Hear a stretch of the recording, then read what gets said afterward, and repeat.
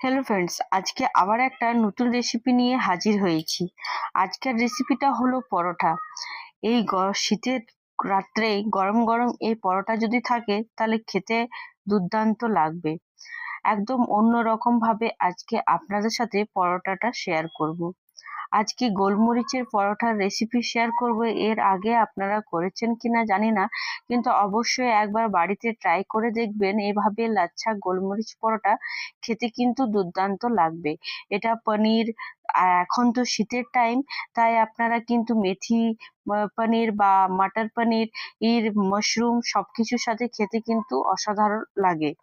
তার জন্য এখানে আমি আটা নিয়ে নিয়েছি, তার মধ্যে সামান্য একটু লবণ আর সাদা তেল অ্যাড করে ভালো করে মিশিয়ে তারপর সামান্য একটু জল দিয়ে ভালো করে ডোটা তৈরি করব। বেশ ভালো করে নরম করে তৈরি করে নিতে হবে ডোটা। খুব একটা নরম না আর খুব শক্ত না, যেভাবে আমরা আটা মাখি ঠিক সেভাবেই আমাদেরকে এই ডোটা তৈরি করে নিতে হবে। দেখুন এখানে আমার আটাটা খুব ভালো করে মাখা হয়ে গেছে একদম সফট ভাবে। এরপর আমি ঢাকা দিয়ে রেখে দেবো 5 মিনিটের জন্য। এরপর মশলাটা তৈরি করব। তার জন্য 1 চামচ গোলমরিচ, 1 চামচ গোটা জিরে, 1 চামচ ধনে, 1 চামচ মৌরি আর 2টো কাশ্মীরি রেড চিলি। এটাতে খুব একটা বেশি ঝাল হয় না। আর আমার এখানে মশলাটা দেখুন খুব ভালো করে ভাজা হয়ে গেছে। গ্যাসের আঁচ বন্ধ করে আমি একটা মিক্সি বাটিতে সব মশলাটা ঢেলে নেব। ঠান্ডা হওয়ার পর ভালো করে মিহি করে পেস্ট তৈরি করব না, একটু যাতে মশলাটা গোটা গোটা থাকে সেভাবেই পেস্ট করব। আপনারা যদি চান তো সিলভারটাতেও কিন্তু এটা বাটতে পারেন। এভাবে আমাদেরকে মশলাটা তৈরি করে নিতে হবে। আর এদিকে আমার আটাটা 5 মিনিট ঢাকা দেওয়া হয়ে গেছিল। ঢাকা খুলে আর একবার হাতে ভালো করে মেখে একটা লিচি কেটে নিলাম। যেভাবে আমরা রুটি কাটি তার থেকে একটু মোটা করে আমাদেরকে লাচ্ছা পরোটা করতে হবে।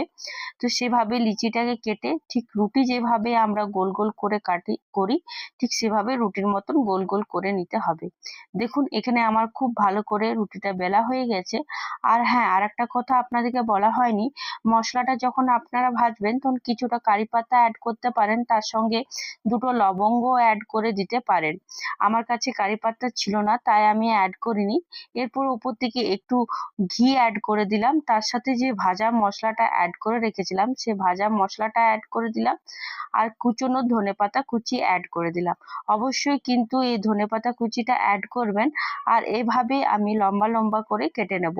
আপনারা যদি চান যেভাবে আপনাদের সাথে আমি লাচ্ছা পরোটার এর আগে রেসিপি শেয়ার করেছি সেভাবেও কিন্তু আপনারা কাটতে পারেন, আর এইভাবেও কিন্তু আপনারা কেটে নিতে পারেন। খেতে কিন্তু দুর্দান্ত লাগে।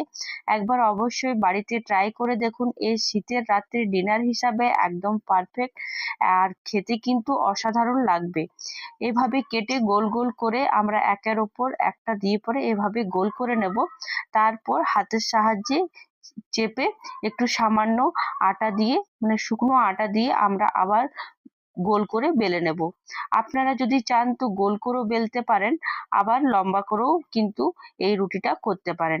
আমি কিন্তু এখানে গোল করে আমি আবার রুটিটাকে ঠিক ওইভাবেই বেলে নেব।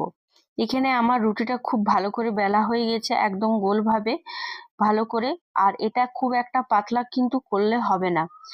এরপর আমি আপনাদেরকে দেখিয়ে দিচ্ছি কাছ থেকে কতটা মোটা বা কতটা পাতলার দরকার। এদিকে আমি গ্যাসে একটা ফ্রাই প্যান চাপিয়ে নিয়েছি। ফ্রাই প্যানের মধ্যে ওই রুটিটা অ্যাড করে তার মধ্যে সামান্য একটু ঘি অ্যাড করে দিলাম। দুপাশটা ভালো করে ভেজে নেওয়ার পর আমরা এখানে ঘিটা অ্যাড করে দেব। দু সাইডেই আমি একটু ঘি অ্যাড করে দিলাম। আপনারা যদি চান তো সেক্ষেত্রে বাটার ইউজ করতে পারেন বা সাদা তেলও কিন্তু ইউজ করতে পারেন।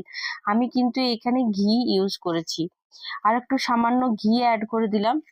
আমার দুপাশটাই খুব ভালো করে ভাজা হয়ে গেছে। আশা করি আপনাদের সকলের খুব ভালো লেগেছে। একবার অবশ্যই বাড়িতে এই গোলমরিচ লাচ্ছা পরোটাটা ট্রাই করে দেখবেন, আর আমাকে কমেন্টে কিন্তু জানাতে ভুলবেন না। আর আমি এটা পরিবেশন করেছি মেথি মটরের সাথে, এর আগের দিনে আপনাদের সাথে শেয়ার করেছি। আশা করি আপনারা সকলে খুব ভালো আছেন। এভাবে পাশে থাকুন, আবার একটা নতুন ভিডিওর সাথে দেখা